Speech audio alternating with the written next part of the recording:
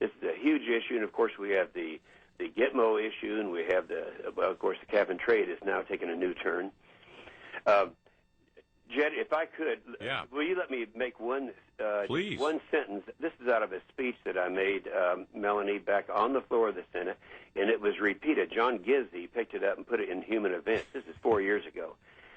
In talking about the science, cooking the science, I said, I will discuss the systematic and documented abuse of the scientific process by which an international body that claims it provides the most complete and objective science assessment in the world on the subject of climate change, the United Nations IPCC.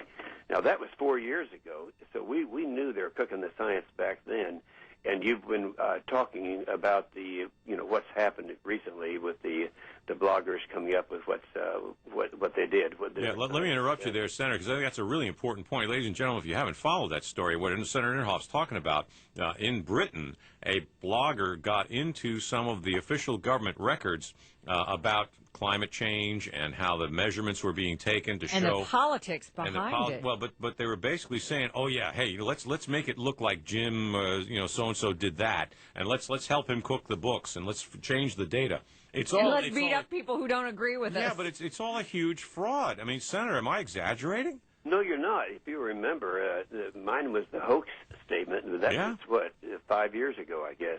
Well, we've got to give you a big pat on the back for being prescient. Yeah, you deserve an attaboy, and now you are finally being vindicated. Well, on this thing, it is pretty serious, and since, Barbara Boxer is the chairman and I'm the ranking member on Environment and Public Works, if nothing happens in the next 7 days when we go back into session a week from today, that would change this situation, I will call for an investigation, because this thing is serious. You think about the literally millions of dollars that have been thrown away on some of this stuff that they came out with.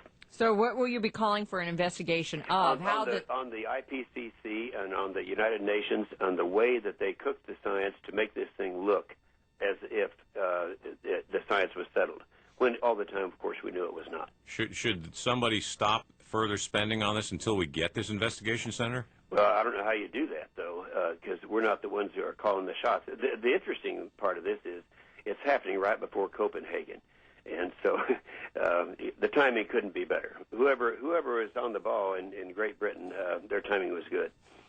Well, Senator, thank you very much for coming back and handling tiny little bit of heat from the kitchen. Okay. Thanks very much, Senator Jim Inhofe. You bet.